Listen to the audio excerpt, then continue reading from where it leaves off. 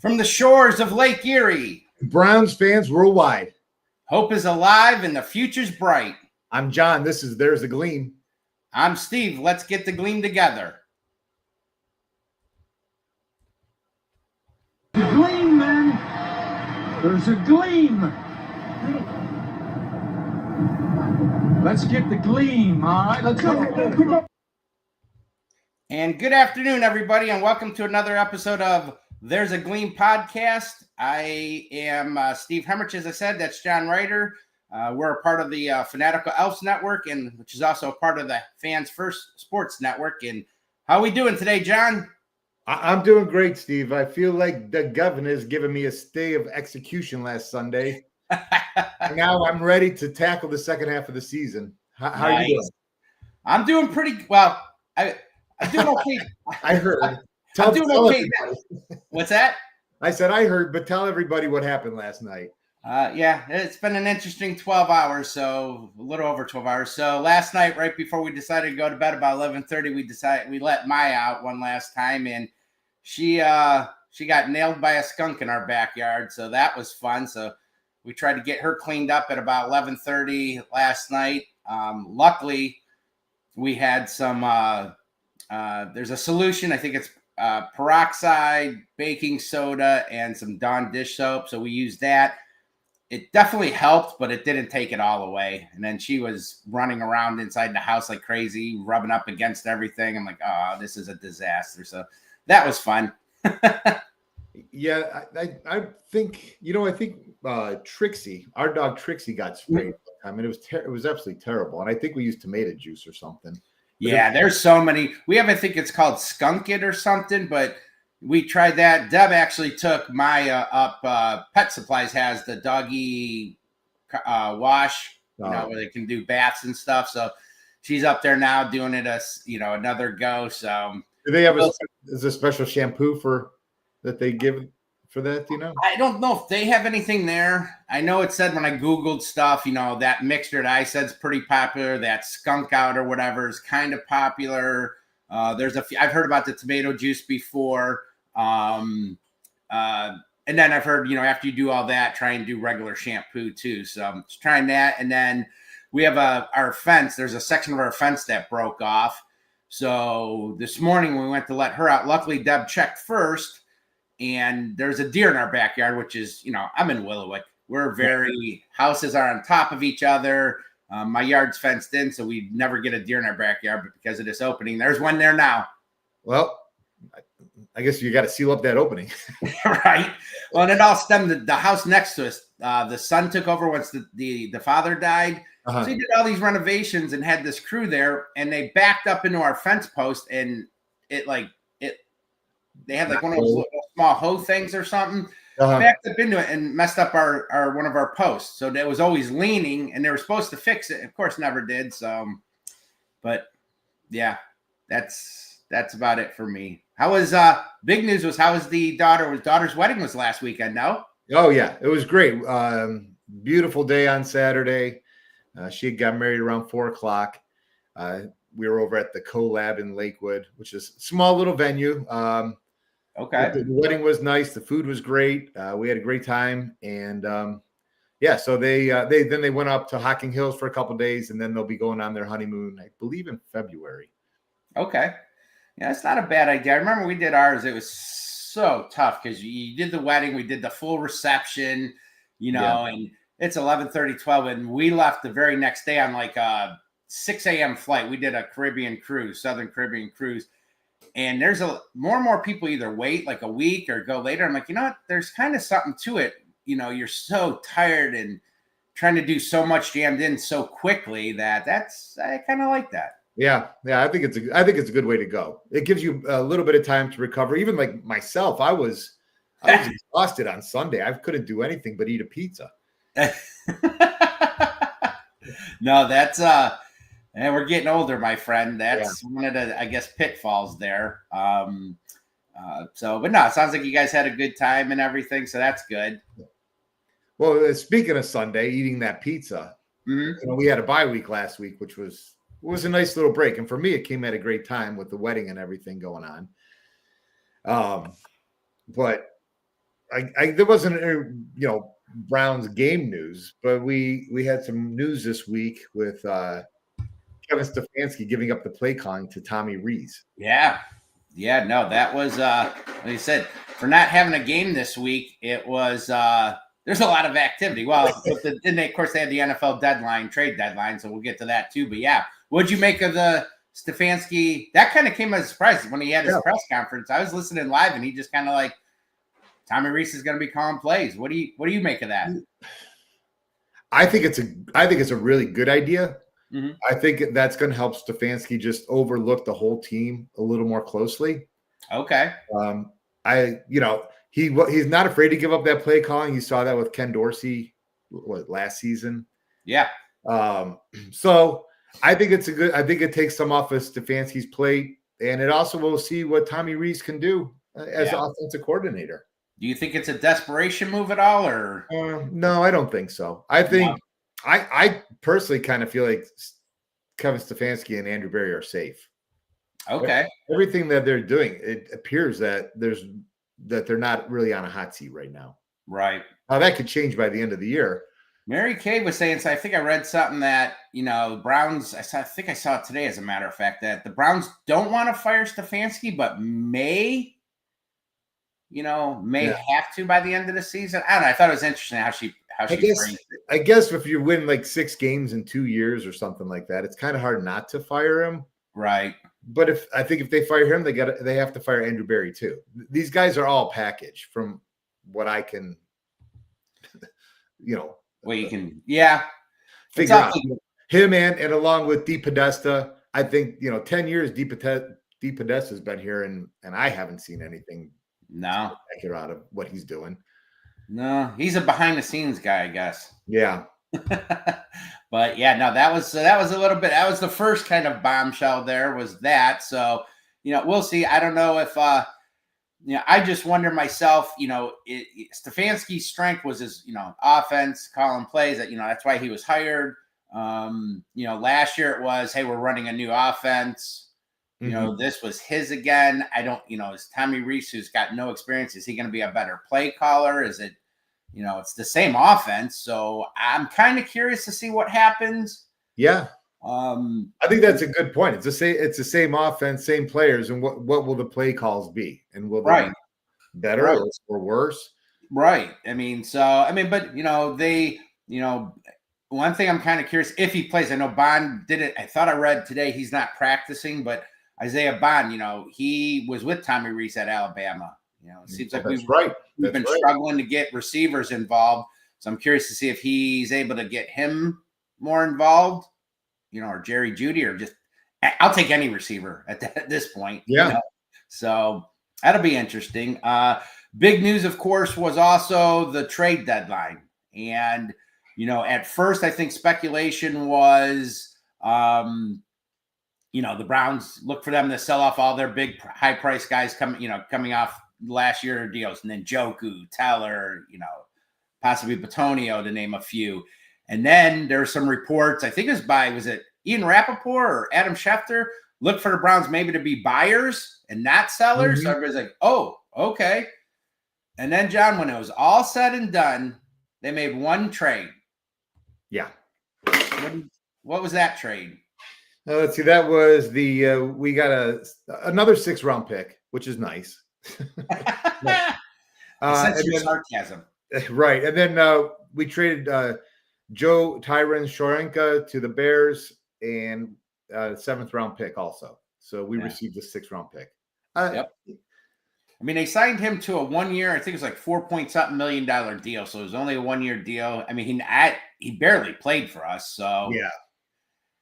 And sometimes they say the best trades you make are the ones you don't. I don't know. Well, so a couple of things that touch on this trade deadline. Did you see the Mike Hall? He had tweeted something about a trade, and then he put trade with question marks, and everybody started, I think speculating. To see if it was him, and then I guess he deleted the post, and then nothing ever happened. Nope. So maybe that's why he deleted it. Yeah. But I don't get this, Steve. The Browns haven't had over 200 yards passing since week 2. They're third in the NFL in drops with 17. They're 30th in third down conversion at 33%. And wide receivers a glaring weakness, and Andrew Berry did nothing. Nope. To get us a receiver. That's criminal, dude. I don't understand. I just don't understand what he's doing. It makes no sense. You're dabbling around for a 6th round pick for, he loves those late round picks. Yeah. And you're not really addressing the issues that we have. And how can you effectively evaluate this roster when this receiving core is so bad? I believe Tillman is supposed to be coming back. I think he practiced the other day. Okay. Yeah, I did. Yeah, there was something about that. He's coming off the IR, so whether he plays this week, but he is eligible, and I believe they have removed him from the IR. So, like I said, Bond I saw wasn't practicing today. Schlesinger was another one. We know the high ankle sprain. We don't know if it's a couple weeks, if it's 4 to 6. We're hoping it's short term. So, Well, just getting back to the receiver thing, though, you're at the trade deadline. You've got some guys that you could move, and I understand not trading Njoku because he's a part of the offense. And if you're really going to evaluate these guys, I'd like to see Njoku in this offense. Same thing with a Wyatt Teller. But Tony will probably retire. Right. But to not go out and make a move, and who knows, Steve, maybe they're saying you're not touching, you're not doing anything. We're just going to let you guys ride out the season, and then maybe they'll make a change then. Who knows what's going on? But to me, they should have made a move for a wide receiver. I agree. I mean, there was a lot of talk, and we were going to touch upon it, and then ended up not. But there was a lot of talk about Garrett Wilson. Yeah. There was rumblings about him, and I did see something, again, I don't know if it was Mary Kay or somebody else, that maybe the Browns did inquire about him, but the Jets were more interested in trading defensive players and not offensive or something along those lines. So, but I agree. I mean, that's one of the things that Barry's done actually pretty well is his trades for receivers. I mean, yes, I agree with that. Yeah, I think he did really good with the Amari Cooper one, both when we got him and then traded him away. Everybody at the time thought it was terrible. It turned out to be a great move because he kind of fizzled and now retired. But and then Judy, at least last year, showed a lot of promise. So this year's been disappointing, but that's been one of his strengths actually. So unless they're thinking maybe they can get Jerry Judy rolling with maybe Tommy Rees making some play calls, making some adjustments. Yep. And get him to that number 1 receiver status that we were hoping he was going to be at the beginning of the year. Yeah. Well, I found this too. They had a 2025 NFL season trade tracker, and this is dating back, I think, to even before the season started or right before the season. There was some activity. The Browns made a couple moves prior. The big one was trading Greg Newsome and getting Tyson Campbell. And of course, the Joe Flacco, trading him to Cincy for one of those late round picks. And then also getting Cam Robinson, the tackle from Houston. So, and then they added at the deadline the one you just mentioned. So they did make 4 trades there. The big players in this, how about them Jets? Jets? Jets, huh? Yeah, kind of exciting that we play them this week too with all the changes, and we'll get to hear about the trades and everything on TV this weekend. Well, I mean, you would hope that it's the Jets and that the offense would maybe look better. They just traded their 2 best defensive players with Sauce Gardner and Quinnen Williams. Mm-hmm. So I'm expecting this team to light it up. They better. But I mean, look what they did. Just trading those 2 players. They acquired a 2026 first round pick from Indy.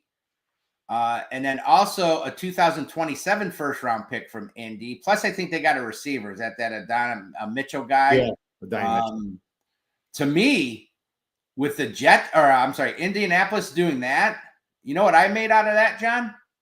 Indianapolis is going all in for the Super Bowl? Well, that too. But why we have a show because we're so keen. I think they're all in more specifically on Daniel Jones. I think they feel they got their quarterback. I mean, That's he has unbelievable. played good. He has. Yeah. So it's crazy that I think they're sold on him. You don't give up 2 first-round picks if you think you need a quarterback still. Exactly. And then the big one, and Jerry Jones, he kind of was a little sly himself about, they had some trades. They're not announcing anything. Remember, he said something like the day before. Mhm. Well, that was the big one there. And then they get they got a 2026 second round pick from Dallas. And then they got a 2027 first round pick. So these guys, they're loading up. The Jets are loading up. I mean, I think I read 4. I think they now have 4. Is it 4 first round picks next year? Well, they've got theirs, right? Then they've got the Sauce Gardner pick next year, the Quentin Williams pick. 3. Mm-hmm. I could have swore. I think they did it. I can't remember if they did a trade before, but I thought I remember seeing something about a 4th pick from maybe another trade. And wow, I'm drawing a blank, so I can't. But yeah, I mean, and I love what the Jets did. I think they were aggressive. I think they were being realistic with where their franchise is at, and I think they made some nice moves. And I as much as I love Myles Garrett, I wish the Browns would have moved him. They're talking Philly was interested, and I know the contract with all the dead cap money. But I guess those can be reworked out. They're talking like $40 million in dead cap space next year and 26 the year after. But with that being said, I mean, I would love going the next 2 years knowing that I have a couple extra number ones, and because this team, I don't know, it's kind of like they're trying to rebuild on the fly a little bit, and I don't know how that's going to work. Yeah. No, that could you imagine the haul they probably could have got for him? Oh yeah. Well, Philly was saying 3 number ones. Yeah, and they ended up making a trade. They ended up getting Phillips from Miami, the pass rusher. No. Oh, I didn't see that, but yeah, you're probably right. I wouldn't doubt it. yeah, they got Phillips, the defensive end from Miami, in a trade. So they know they gave up less than first round picks. So so there you go. Well, I guess Phillips was that was part of the deal that they were talking about, I guess, with Myles Garrett, and then that was kind of when it fell apart when they landed on Jalen Phillips. So they went to them afterwards then. Okay. So there you go with that. And then what else happened this week? So we had the trades. I wanted to take a look at this. So going into it now, if you look at ours, after everything that's been done so far, going into the 2026 NFL draft, we now have 2, 3, 4, 5, 6, 7, 8, 10 draft picks. We have our 2 first rounds, ours in Jacksonville. Yep. We have our own 2nd, our own 3rd, our own 4th and 5th. Now we have 2 more additional 5th round picks one was from the Las Vegas, and then the other was Cincinnati with the Flacco trade. We now have that 6th round pick via Chicago, and then a 7th round pick, which I think was from Seattle in the one trade that they did. So we now have 10 draft picks with 2 first rounds. That's good. I like that. I wish, and I'm sure Barry will probably, if he's still here, take some of those later picks and try and move up like he seems to always do. Yeah.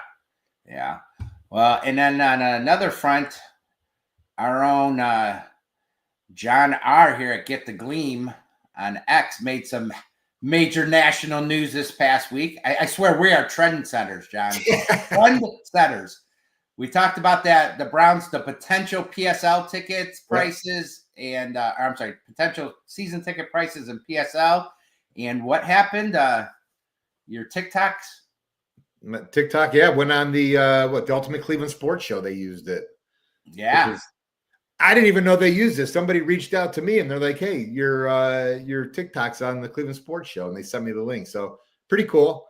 There you go. Yeah, I watched the video. You broke it down pretty good. They played pretty much that whole clip of you, and I think you did an excellent job. Yeah, and there was really good comments from a lot of Browns fans out there, just taking all different sides of this whole situation, from it's too expensive to it doesn't matter. I'll pay it. I want to be in a new dome. So, Right. yeah, it was fun, and it's going to be interesting to see where the Browns land on the whole PSL thing. Yeah. Well, I think we're going to find out.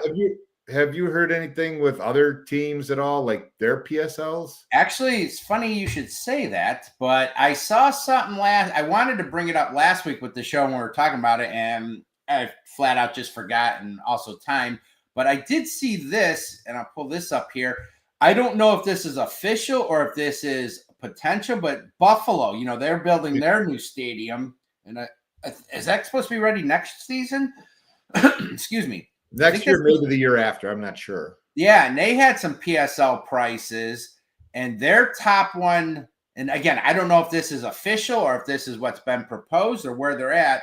I think it was Daryl Ryder. I first saw this popping up, but their most expensive one was $50,000 for a PSL, which to me is still crazy. Right. But half the price of what the Browns PSL was for. Yeah, and I mean that may have been. I'm looking at the color scheme here. I don't see that shade of blue, so I don't know if that's for suites or something. Then the next one dropped to like 20,000, and that looks like it's about the 50-yard line, or in between the 30s. It might be like club level type. And then it's hard to sell that yellow's get me. I don't know what that one is. 10,000. Then like 8, 6, 5. All the way down to 2,000 and 2,500. What was the highest one potentially that they threw out there for the Browns? Was it like 148,000 or 150,000 or something? I remember like one at 114,000 for lower level 50-yard line. That's insane. Yeah.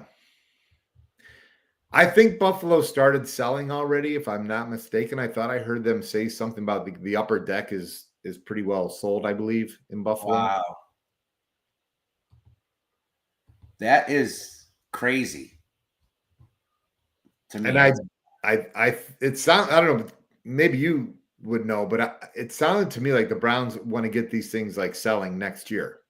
Yeah. I mean, from what I kind of interpreted and read, it was all about, next year they even had that thing potentially like, hey, if we do PSLs, you could do like a 3-year payment with no interest, or a 5-year plan, or a 10-year with interest. And it specifically said payable prior to the start of the season. So, if everything goes according to schedule, that would be 2029, because the lease runs out in 28. So you got 26, 27, and 28. Yeah, that makes sense. So I'm kind of expecting to hear something next year about what direction they're going. And we're on the list, though, Johnny. They said season ticket holders are on the list, and we will get first crack. Oh, it's just so painful, Steve, because you can't even make a good decision. It's like they're just throwing it at you. Like, you got to take this, like take it or leave it. And it's like, but you guys haven't been good. But if you don't get them, then you're out. Yep. So. Well, and I've never been a big fan of like scalpers and stuff. And, when they sell the tickets, you're like, how much is that ticket? The damn ticket's $100 and you want 200. Right. I'm not going to lie. If we still have our season tickets come then, if we pay any type of PSL, if we're halfway decent, and if we can't go to a game or give it to one of our friends or family, and we ended up having to sell our tickets, which we don't do often, you bet your ass I'm charging an arm and a leg. Oh, if I'm paying some crazy PSL price, you got to recoup that somehow. Exactly. So we'll see. But don't forget, that gives us first. Oh, no, this pissed me off, actually. So if it was general seating, it said you get your PSL. One of the big rights is, it specifically said you get, basically in a nutshell, you get first dibs at some events. But, of course, if you're like club or suite, you get to pretty much most of them. Right. I'm like, well, that's kind of BS. We're, our money's just as good as the higher up folks. So I should get, if I paid and bought a PSL, I should get a right to every single event first. You should. Not just some. You should. I agree. That's my little tirade. Well, you're right. So, and then real quick, we will, just for shits and giggles, we are going to check out the standings here as we go into week 10. So after 9 weeks, we got Pittsburgh. What is it? Pittsburgh leading the division there? Yeah. 5-3. They just and they beat Indianapolis last week, and they actually imposed their will on Indianapolis. Yeah, I didn't see I much didn't of think it. I didn't see much, but they were blowing away. It looked like Indy did come back a little bit in that game, but yeah, they pretty much looked like they had a decent lead. Baltimore, Jackson's back now, so they got a big win, won pretty handily. They're 3-5. Cincy, they lost a tough one. do you believe that game? That was crazy. The Bears, unbelievable. What a crazy score. They ended up losing. They're 3-6, and unfortunately, we're back at the bottom again at 2-6. So, looking at some of the other divisions, New England, they're 7-2. Buffalo with a big win over, I think it was Kansas City. They're 6-2. Miami 2-7 are the Jets. And didn't the Jets win this past week? Did they get off the schneid? Yeah, that was their first win. 1-7. So that's who we'll be playing next. Indy, still again, my opinion, a surprise. Well, New England's catching up, but Indy's one of the big surprises to me. They're 7-2. Damn Jacksonville. We'll talk about it during Jaguars watch, but they're 5-3. Houston 3-5, and Tennessee 1-8. So AFC West, what do you got there? Denver 7-2, and then the Chargers 6-3, and Kansas City 5-4. So I think I like that 3-team race. That's going to be interesting to watch. Yeah, Kansas City started off 0-2, and they've come back here. So, you're kind of bouncing. I don't know if you heard Ken Carman on the radio show this week. He was talking about how basically the Browns have zapped his football watching life out of him, and he doesn't even care. He's upset. It's hard. It's hard when the Browns are struggling like this to really want to watch these games, but there are some exciting. I like the AFC West is exciting. Yep. Who do you like coming out of the AFC this year? Do you have a favorite yet, or are you still kind of? I'm gonna stick with, Kansas City's making a charge. I still like Buffalo. With Josh Allen, that offense. Bosa had himself quite a game last game. Adding to that defense a little bit. I'm still good. I think Buffalo, in my opinion, is still the team to beat. Although, so if they're your contender, who's your pretender in the AFC? Ooh. There's a part of me that wants to say Indy because I'm stunned that they're 7-2. And are they going to fold like a house of cards come playoffs, or are they legit? But you know what? I'm going to stick with proven, tried and true Pittsburgh, because so far they've been one and done for how many years now in the playoffs? The years and years. So I don't think they're a serious contender, to be honest. What about you? I agree. Pittsburgh, 100%. Yeah. NFC, we won't read all the standings. I mean, but anybody you like out of there? I know we talked a little bit about this before, but anybody you like? Well, yeah, you got Philly 6-2, Dallas 3-5, Washington 3-6 in the East, Green Bay 5-2, leading the North, Seattle leading the West at 6-2. I really like Seattle, and I like in the South. I like Tampa Bay at 6-2. How about Sam Darnold? Back to back, two different teams. I mean, some people, he's legit. They wonder, was it a fluke with Minnesota? I mean, you got Justin Jefferson for crying out loud. But now he goes to him to Jackson Smith and then Jigba. But I mean, Darnold's playing like like what the Jets thought they were getting when they drafted him. Yeah, back in 2018. So yeah, who do you like if you had to pick today? Who do you like coming out of there potentially? I like Tampa Bay.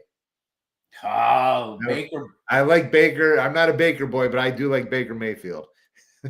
I just wonder if their defenses, I mean, they're 6-2, but the division they play in, Philly's the defending champ. They're 6-2. It looks like they're going to get that division pretty easy. Green Bay I'm still kind of stuck on Green Bay. I'm not sold on Green Bay. No, they have choked away a couple here. They had some good positions the last couple of years and couldn't quite follow through. And then I did forget, you mentioned Detroit, I think the week before. Yeah. I do like me some Detroit. I think wasn't that last year's dream matchup, Buffalo versus Detroit? Yeah. For Super Bowl. I wouldn't be opposed to that. Yeah, I would love to see that matchup in the Super Bowl. Yeah, I'm with you there. So there you go. And one last thing I want to talk just overall. This is Pro Football Talk. there's umpteen thousand power rankings out there, but I thought this was kind of interesting. Somehow they got the Browns at still holding on at 26, which might not be too off. You got below them the Commanders, which, man, Jaden Daniels. Did you see that? Did you see that injury Monday night? Ugh. I hate those. Yeah. I see any bone going the way it shouldn't. I like you. I want to throw up. I cringe. I'm like, I've got a weak stomach for that kind of stuff. So when I see it, it's like, oh gosh, poor guy. I do too. Deb cracks up. She's like, "You baby." I'm like, "That's gross. That's no." I can't deal with that. But you got the Commanders, the Dolphins, the Jets are their power ranking 29. The Raiders, the Saints, and Titans. And what do you know? Out of that, if my memory serves correct, we play the Jets, the Raiders, and Titans still. So 3 teams ranked below us. Equal game. The division. I'm going to keep saying until it's done. This division is up for grabs. I don't care. We're not out of it yet. I mean, it's there for the taking. I've been saying it for weeks, and I still could we possibly pull a Guardians this year and come back? Why? Hey, why not? The Guardians did it. I'm beating that drum until we're mathematically eliminated because this AFC North is up for grabs still. You beat away, John Adams. You beat away. Hey, on these power rankings too, it's got the Los Angeles Rams at number 1. That's there wasn't just like a couple years ago. They won that Super Bowl, and then there was some talk after a couple years after that McVay might leave. Yeah, he might be on his way out. Yeah, and it's like no. I mean, they did lose Aaron Donald, which was huge, but man, they look great, and Matt Stafford is a legitimate. I saw his numbers compared to the other quarterbacks. He is a legit MVP candidate. I think he had more touchdowns, and his numbers are better than pretty much most of the quarterbacks out there right now. So I wasn't paying attention. And what about Puka? For all these 5th and 6th round extra picks we got, if I'm not mistaken, Puka was like I think he was a 5th round picker later. Where's our Puka? We just can't hit on receivers, I guess. We need someone else to draft our receivers for us. Well, that's who is it? Ray Farmer syndrome. Remember, he didn't believe in taking receivers. Well, Ray Farmer didn't believe in like a number 1 receiver, I thought. Yeah. He's like, no, there's no such thing as a real number 1 receiver. Like, what was it? I saw I forget how many years. There's only like 2 receivers we've taken in the first round. Shoot, I'm going off memory. The only 2 I can think of us taking since we've been back first round anyway. Braylon Edwards, which was like the 3rd pick. Yep. And Corey Coleman. Yep. He was a mid-rounder there. I don't think there was another first round since we've been back. Kevin Johnson in 99. He was the first pick in round 2. Right. A lot of 2nd round picks. Northcutt was a 2nd round pick. I think Quincy Morgan. I don't recall any other first round picks at receiver. And it goes back to my thinking for this draft. The Browns have 2 number 1 picks. Take 2 wide receivers. I am not opposed. Offensive lineman. I know you need tackles. I know we're going to need guards. We can get those 2nd, 3rd round. Shit, we got 7, 6th, 5th round picks, a bunch of them. Let's get some diamonds in the rough on the line, some projects, but let's get some playmakers at this wide receiver position. Give me a Carnell Tate on this team. He looks amazing. I'm big on. I don't want to reach. We've done that for many years. Give me the best available players. If it's not the franchise quarterback, shoot. Yeah. The NFL's a trendy league. Look at all these retreads at quarterback making their way. Baker, Darnold, now Daniel Jones. So we'll see. And I did see. We were talking about injuries and stuff. I did see today, just a few hours ago, I saw that the Browns had signed a linebacker Cameron McGrone to the practice squad. So not sure if that's a reflection of Schlesinger not playing. I mean, I highly doubt he'll play. I'm expecting to miss a couple. Yeah. And then I did see that Shedeur Sanders was going to be practicing today, but probably limited today in practice. And they're going to see over the next few days if he can practice and be that QB number 2. So is that a real injury? Is that a real injury, Steve?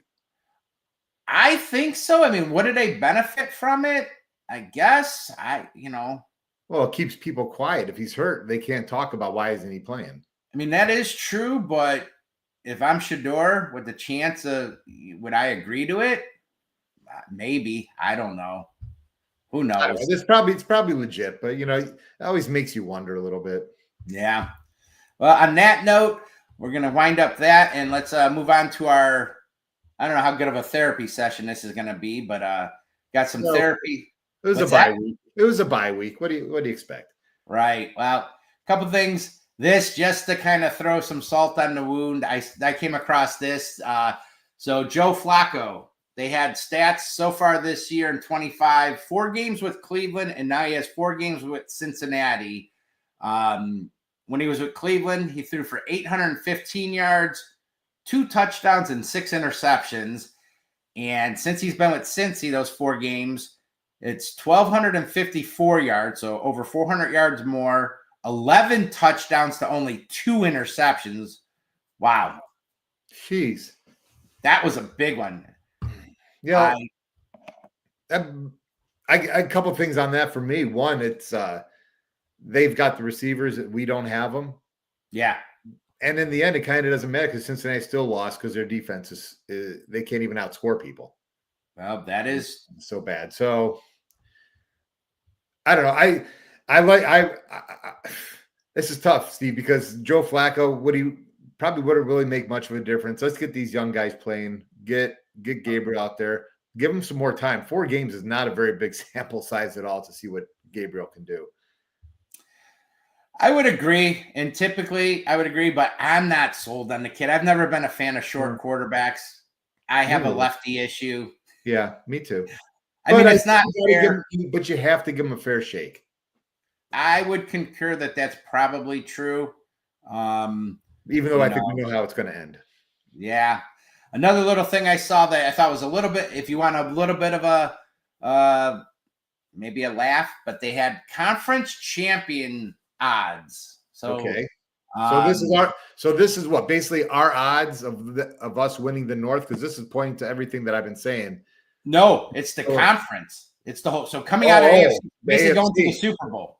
Yeah. All right. What do you where do they have the Browns at on this? Well, let's see this plus 40,000. I'm gonna lay the bet down right now. They have Buffalo at plus 290, so they're favorites. KC's pretty close at 320, Indy at plus 500, and Denver plus 700. Somehow the Ravens, battered and bruised, and interesting, worst record, not even leading their division, are still at plus 900. Pittsburgh's what? First place, 2 games ahead of them. They're 9th. They're 4 spots below. So I thought that was kind of interesting. And for the NFC, they had the LA Rams at the favorite as of right now at plus 380, and the Eagles at plus 450. Detroit rounding out the top 3. Actually, Detroit and Green Bay, and Seattle all tied at plus 500. So that's kind of what we're thinking. I like Buffalo right now still. Yeah. I do like Green Bay. Wouldn't be surprised with Detroit. So I thought that was kind of interesting. With that, and then you say sometimes I find some hidden gems here. You do. I don't know how I even saw this, but I was on one. I think it had to have been X. I was on there, and somehow this came across Derrick Henry. We all know he's a great back for right now the Baltimore Ravens, but this popped up, and these are his high school stats. Yeah. I've seen Derrick Henry's high school stats before. They're unreal. This blew me away. Let everybody know, Steve, what Derrick Henry did in high school, because it's amazing. Look, as a freshman back in 2009, 313 carries, over 2,400 yards, averaged 7.9 yards a carry, and 26 touchdowns. That's a freshman playing varsity football. 2010, 12 games, same exact carries, 313. This time he went for almost 2,800 yards and averaged 8.9 yards a carry, and had 38 touchdowns. Blows my mind. It's crazy. 2011, 12 games again, 4 less carries, 309 carries for 2,610 yards, average about 8.4 yards, and 34 touchdowns. And this one was just unworldly. As a senior, 13 games. I'm guessing maybe they won a championship. Dude had 462 attempts, 4,261 yards, a 9.2 yards per average per carry. He averaged 327.8 yards a game. A game. With a long run of being 300 yards rushing a game. That's ridiculous. Game. That's like most teams' offense if you're lucky. Total offense. And then he had 55 touchdowns. So that just blew my mind when I saw that. I mean, just insane. Yeah, that is. I mean, not too many guys even score touchdowns, let alone have like 55 in a year. No, and maybe they get that for a career. That's you get that for a high school career. You're like, man, that kid was awesome. That's a lot for a career. That's a lot. 13. That's over 13 touchdowns a season. That's a good season. Yeah, that's incredible. Wow. And then this just for a little bit of fun. I think we'll save that for There's a Gleam. Something to look forward to. But on that note, I think we should take a break for our sponsor. So we're going to take a break.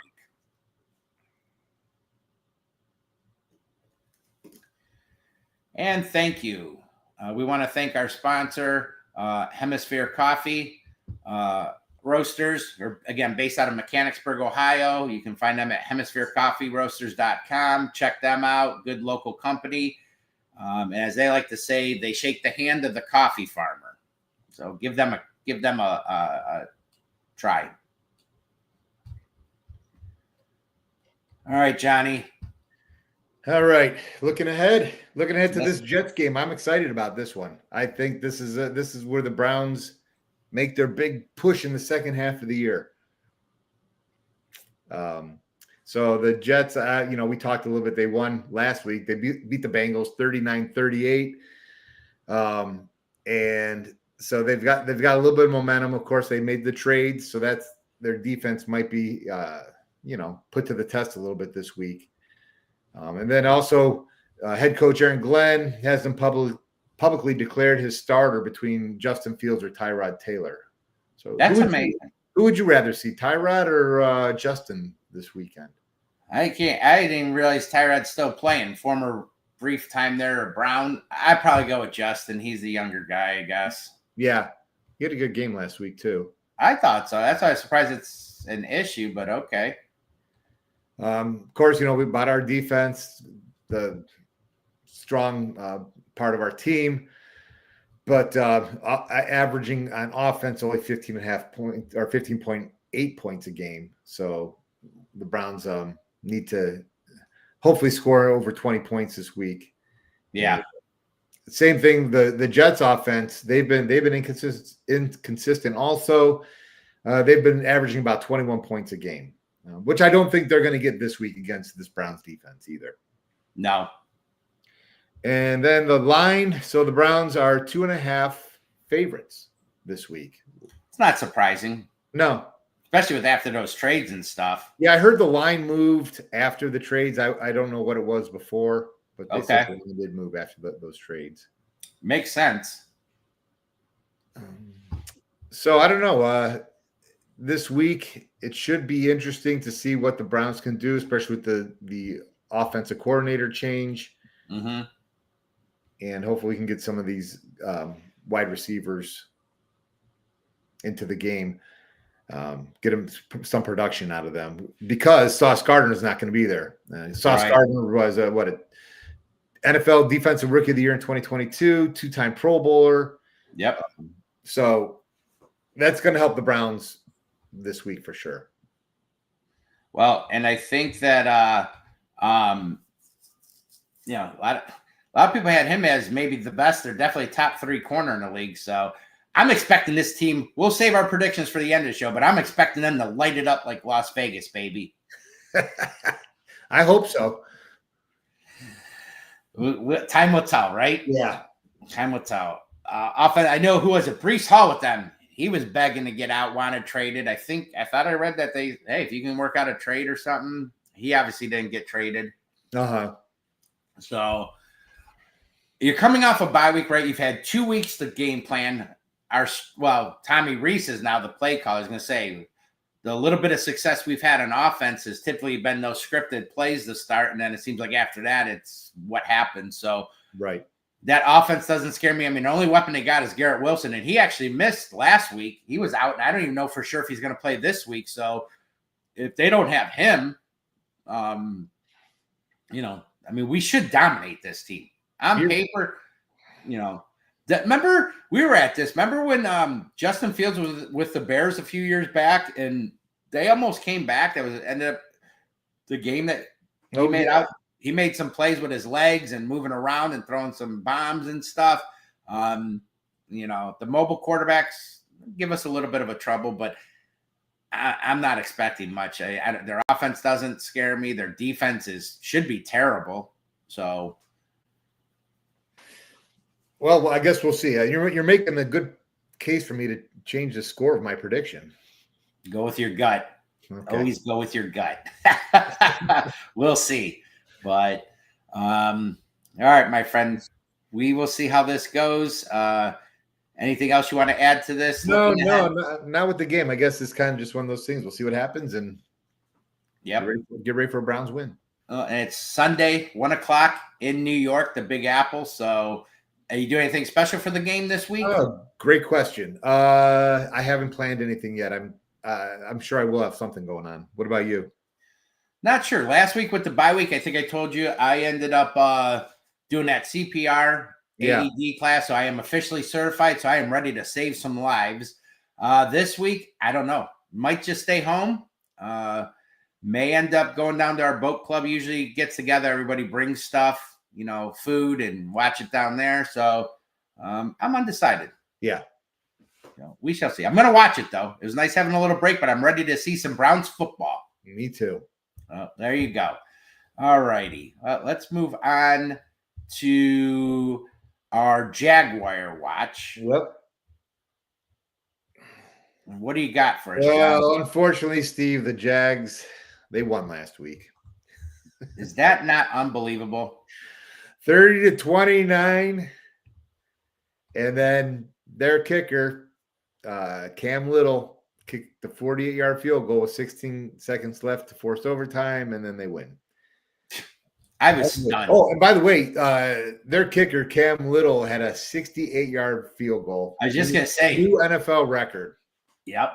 I can't believe it. I forget what I was watching,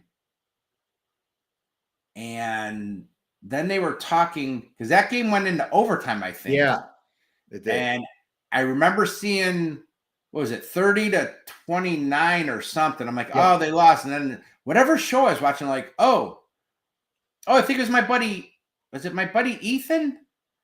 Who was doing, he does a play-by-play thing. He does a alternate play-by-play thing for the Cavs games. He's actually really good. I'm expecting him to be he does basketball for, I think it's a girls college team. Anyway, he had brought it up that they were going for a 2-point conversion. I was like, they didn't lose, and they obviously didn't get it. But I can't believe I can't believe Jacksonville won. Devon Hamilton batted the 2-point conversion down. Did he really? Yeah. Somehow these guys just keep on, and Travis Hunter, he suffered a knee injury. Yeah. Ahead of last week, so he is on the injured reserve for the next couple weeks. Wow. I think earliest he can return is week 13. Yeah, it's 4 weeks minimum, right? Yeah. So what's our pick situation right now? So, all right. So according to tankathon.com, we love Tankathon. So do I. Wish I had invented that website. I should have. Browns picking right now with their own pick at number 6. And drum roll, please, for the Jags pick. Wait a second. You said it. We have a drum roll. Our budget shot up. We have sound effects, like the Howard Stern show.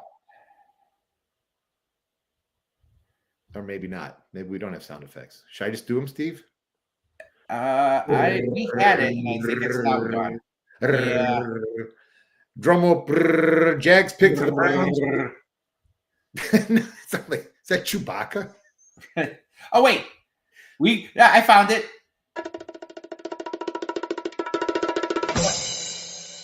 I feel I feel like I was getting a rum drink at a tiki bar with That's that. bongos, baby. We jazz it up here on the There's a Gleam podcast. There you go. What are they, my friend? Now, but we have the Jags pick, and they're picking number 19 right now. So we have the 6 and 19 pick. Perfect for the Browns to pick 2 wide receivers, one being Carnell Tate. Well, there you go. All right. So 6 and 19. So we'll see. I'm hoping we win next week. So that might change. But anyway, there we go with that. So on to our next segment here.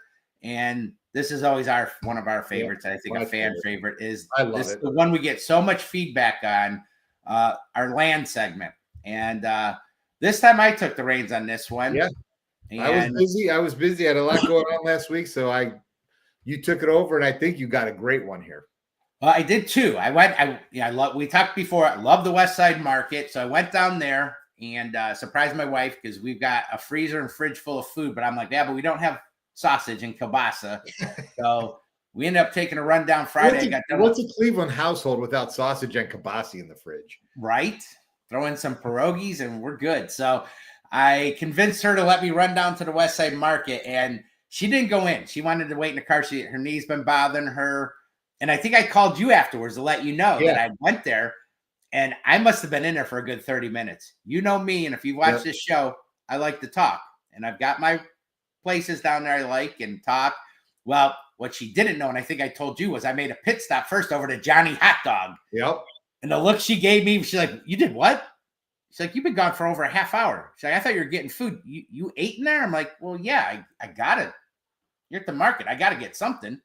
So I stopped at Johnny Hot Dog first. Now, you said something to me. Oh, sorry. I was going to say, what'd you get at Johnny Hot Dogs? What else do you get? There's only one thing you can get. I had to get me a hot dog. Yeah, what'd you get on it? I went classic, being Cleveland. And, well, I messed up. I went with just classic mustard and onion. What kind of mustard? That's where I messed up. I went with just good old-fashioned yellow mustard. He did have sandbagging. They did. Credit, I saw it afterwards. He did have stadium mustard there, and I didn't catch it at first, but I like mustard. Yeah, I mean, it's okay. And I think you told me, did they sell a couple years ago? Yeah, they sold to a new guy bought it a couple years ago. Okay. Interesting fact about Johnny Hot Dog. They've actually sold more hot dogs than McDonald's, Burger King, and Wendy's combined. You got me on that before. I was like, really? That's amazing, until I realized they don't sell hot dogs at the other places. That's the old sign. They used to have that sign hanging. I don't know if they still have it hanging up. I did not see that. I did not see it. There used to be the lady that was always there. Yeah. She sold like a year or two ago. Okay. I mean, I know she was older, so hopefully she retired and living a good life. But yeah, made a quick stop there to get a hot dog. Love me a hot dog. So I got that. And then the other place I went to and got some good stuff on there is, we talked about it briefly before, but I went to Shoe Cries Meats there. And that's my go-to for sausages and stuff. Yeah. So got the sign up there of Shoe Cry. Interesting fact, we've joked before. I'm like, I butcher this name all the time. Shoe Cry, Shiraj. I finally asked the owner, or actually I asked my buddy Josh, who I'll talk about. I asked, how do we pronounce this name? And he said it in the most simplest, basic way that I will never forget now. It's 2 words. You know what those 2 words are? What, Steve? Shoe, cry. So your shoe and cry. Shoe cry. Shoe Cry Meats. Shoe Cry Meats. There you go. So I went there. Just last year, the previous owners, great people, Jill and her husband, family, they sold it. They sold the place. And the cool thing was, I think we, again, may have touched about this before. They sold it to, actually, it's 3 of them, 3 workers that work there. So nice. Kind of indirectly in the family, I guess you could say. Uh-huh. And Chuck was there when I was there. Here's a good old picture of Chuck. He gave the pose for me. Chuck is one of the owners. He's worked with them for a long time. I've seen him. He's been at a few different places, but he's been at Shoe Cries for a while. Chuck is one of the owners in the picture, and then there's Alex and Mike. So those are the 3 new owners there at Shoe Cry. Everything's the same with them. So nothing's changed. They're keeping all the stuff they had before, which is a good thing. Like I said, my favorite place. That's my go-to place also. Is it? Michael Simon featured them years ago on Best Thing I Ever Ate, I believe it was. So of course I had to get some kielbasa. There's some there. That's just a regular. I got 3 different types of. So I thought I did good. I was proud of myself. I only spent, I'll tell you at the end, I got 2 pounds of just regular mild kielbasa. I got 2 pounds of the smoked beef kielbasa. I got 2 pounds of the smoked turkey kielbasa. I also got, just to keep it simple, I got 6 good size links of sweet Italian sausage, and I had him give me an even dozen of breakfast sausage. Guess how much I paid for all that? 2, 4, 6.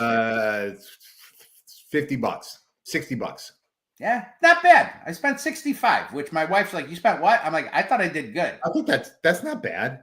2 pounds of meat. I've eaten so much sausage the last few days, but that 2 pounds is 2 meals worth each package. Easily, yeah. The breakfast thing, if we're both eating breakfast, my wife isn't the biggest sausage person.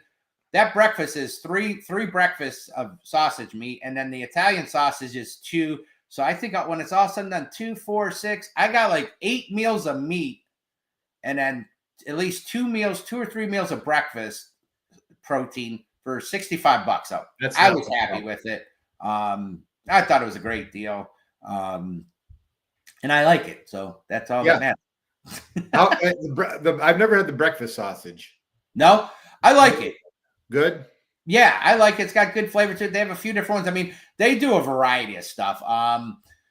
They're a huge selection of different sausages, chicken sausages, Hungarian, Slovenian, you name it, Italian, chorizo, hot dogs, and they got some of the good casing hot dogs. Big thing they do, and I think what Michael Simon featured them on was jerky. Different types of jerky. It's fantastic jerky. Yeah. Lunch meats, bacons, and then of course their selection of kielbasa is huge. But I mean, they do a good variety of stuff with that. And so for the one dinner I made just with the regular, because I hadn't had regular kielbasa in forever. I did just a basic kielbasa, and I made homemade mac and cheese for one dinner, which I enjoyed. With kielbasa? Yeah. I would have done some type of potato, but we had none. And so I was like, all right, I got to find something else. I mean, I guess it would go. It sounds like, kielbasa and that sounds really good. Mac and cheese and kielbasa. Why not? I'm trying to really watch my carbs with being a type 2 diabetic now. So I don't eat it very often. So I was like, well, I'm going to try it this time. And did that, but no, it was good. We had it. We took a break and then we had it again last night. I actually had some sauerkraut with it and some peas. So nice. Again, trying to eat a little bit healthier, but yeah, no, shout out to them. And then real quick, last thing. So one of the guys that helped me there, great guy, his name's Josh. He was the one, he's the one that told me how to do the, how to say the name. Of course, there he is, a picture of Josh, my buddy. Okay. Fun fact, because I'm a talker and I love to talk to my people. We were talking and I told him I wanted to feature him on our show and stuff. Well, he's a big Browns fan as well. And I found out Josh and his crew, they are part of a tailgate group called the Muni Lot Degenerates. Nice. So, yes. They are on Facebook. If you're on Facebook, I don't think they're on X, but go on Facebook. They are Muni Lot Degenerates. Okay. Obviously tailgate in the Muni Lot. He said they're over in like section B2. Okay. So it's not far where we used to be. Yeah, that's close to where we used to.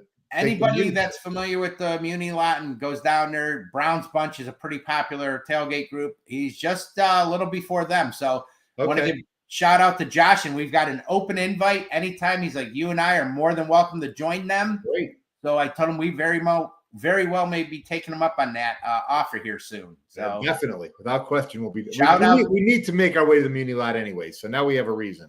We need to make our triumphant return. It's been too long, so It has been. I'm with you. But all right, my friend, once again, you're going to get some bonus time here. So we will end up. So that's the segment, West Side Market. Okay. And check them out if you haven't. Great places. So, Johnny, we're going to do our There's a Gleam segment. There's a gleam, man. There's a gleam. And I'm going to let you run with this one. We were full disclosure. We were supposed to do it last week, and I forgot. And but I remembered this week. So you had an interesting, I guess we'll call it a pocket calendar. Yeah. The Browns schedule. Do you have it there, Steve? Yep, it's coming. Here she comes. There we go. So next, with the bye week this week. Next week, or this week coming up, I'll be drunk at noon. The week after that, drunk at noon. Week after that, drunk at noon. Week after that, drunk at noon, and it goes on and on for the season. So that's the remaining. That's my schedule for the Browns. Drunk, except that don't we have a 4:00 game in there with the Ravens? So maybe the Ravens game. I'll still be drunk by noon.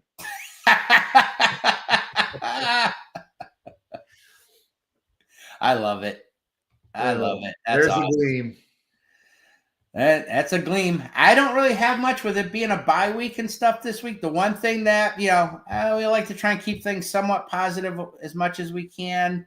So the one thing I will talk about as positive and football related was yesterday they had the rankings come out and the playoff thing for college football. I think it was yesterday. And so on a positive for us right now, college playoffs, our Ohio State Buckeyes are ranked number 1. Nice. Right. You got the top 4. We're not going to go. Indiana. That's a shocker this year. Who saw Indiana there? They're number 2. Mendoza's a big reason why they're playing so well. That kid's got an arm. I'll be honest. I really haven't seen any of them play. I hear a lot about them, but I really haven't seen anything. So Indiana, good for them. I know their coach just got a big extension. Oh, did he? Yeah. Number 3 is Texas A&M, and 4, they seem to come back. Alabama, back from the dead here. So right now they're the top 4. I'm not gonna lie. There's these divisions. They need to stop calling it the Big Ten because we have like about 50 teams now in the Big Ten. But there's Ohio State, Indiana, Oregon. Yep. They're in it. And I don't know if there's. That's it for right now. Okay. So not too bad. But anyway, that was my little bit of There's a Gleam. It's Ohio State, number 1. And if the playoffs, it's 12 teams this year. So if the playoffs started today, we would be the number 1 seed and we would have the bye. So we shall see. I love this Ohio State team. I don't think anybody's going to be able to beat them. I don't watch a lot of Ohio State football, but I do get to see some here and there. But that's a really good team. Well, I know one thing.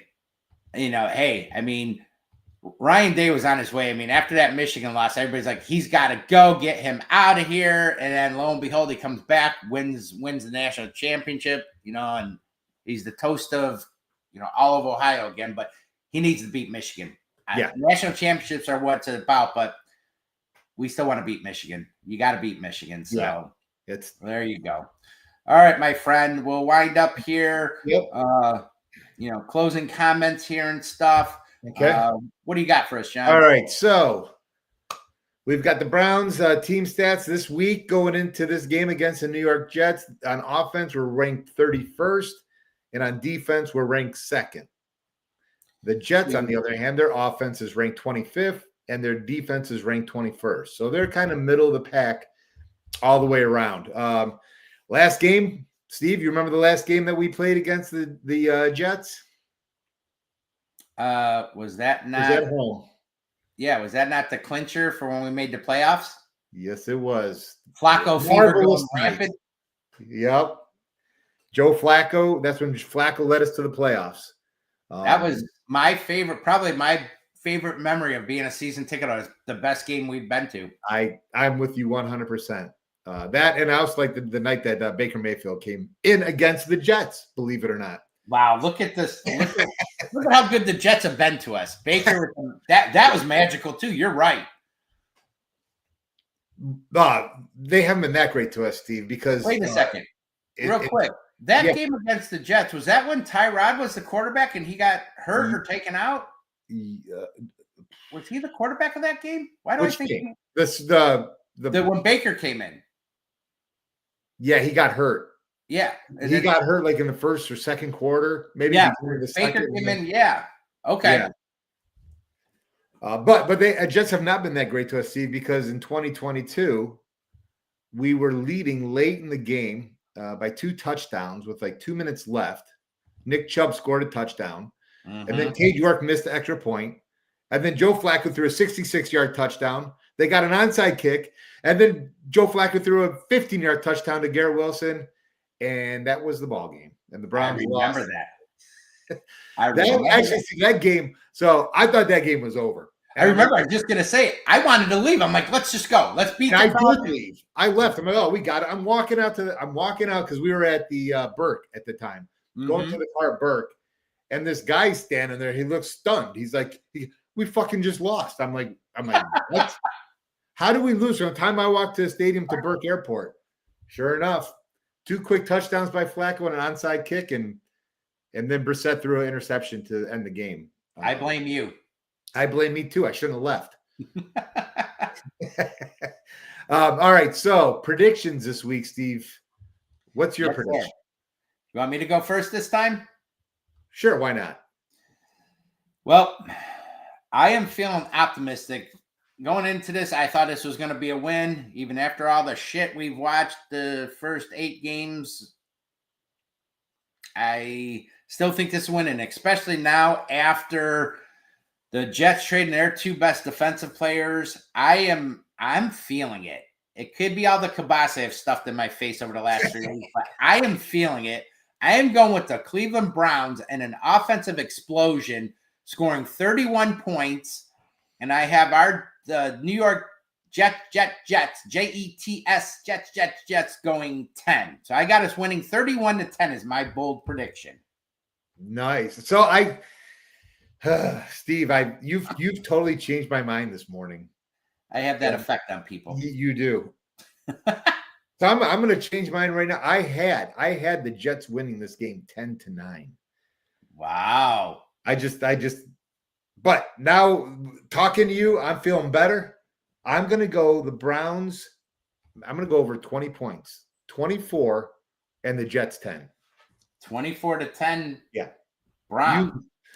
You are the motivation, the light. You're everything that I need right now for There's a Gleam, because I wasn't feeling it until I talked to you, and now I'm feeling good about this game Sunday. You know, I know you play the guitar. That sounds like a song should be made there. What's the title of the song? I don't know what you just said about me. That was the nicest thing somebody's ever said about me. I don't remember what it was. I don't either. But it was true. It was all true.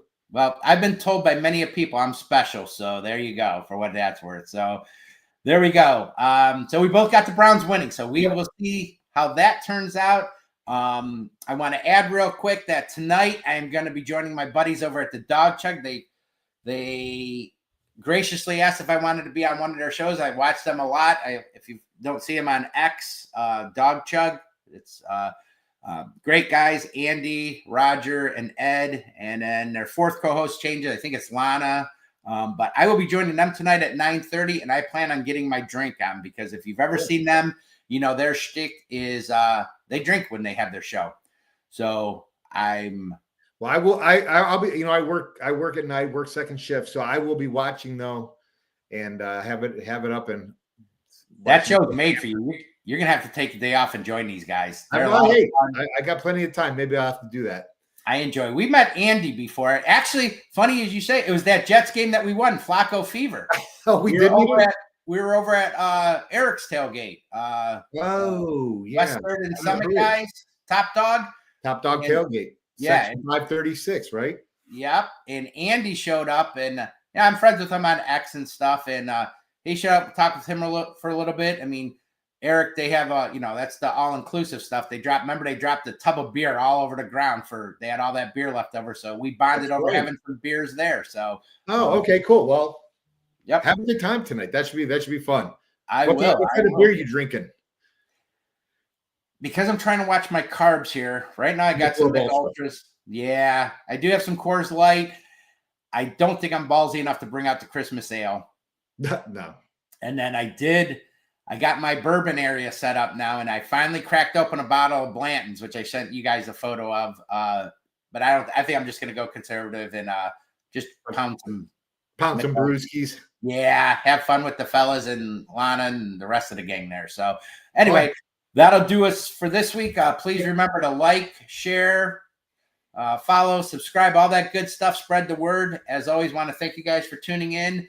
We will see you again, hopefully next Wednesday, live at noon, talking about a Browns victory. And enjoy your weekend, enjoy the game, and go Browns. Go Browns.